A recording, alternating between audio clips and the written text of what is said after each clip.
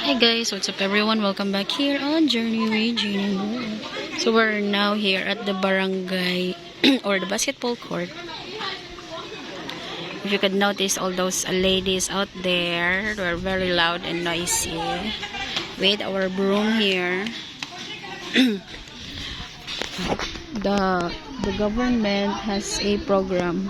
We call it, or they call it Tupad. It's a program for, what do you call this one? Those people who doesn't earn that much. Muha na ka. Dili lagi ka. Kung gana ka, muha na oy. Imuha na kay duhaman mo.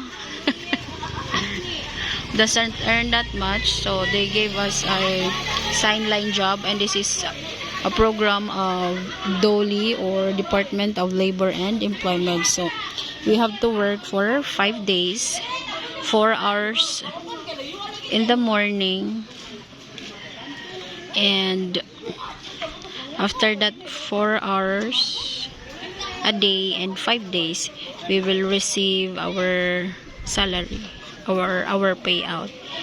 And it's a minimum salary for people who work. So let's say it's 460 or 480, depends on how much is the minimum today. So 480 times 5, so we will receive that certain amount. Oh, Jid Madila, dakuan anak niya oy.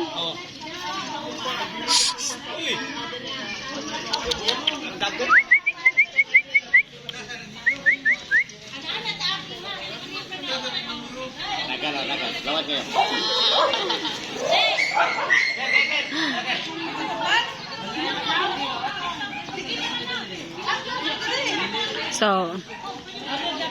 So we're here near the house of a counselor.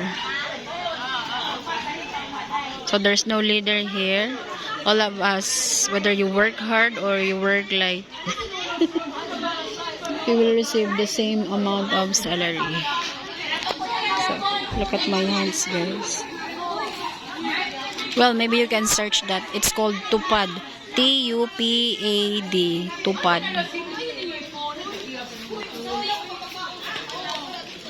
So we already cleared this place here, and up there, and at the back there. So nothing much, guys. That would be all for today's video, and thank you once again for watching. Bye bye everyone.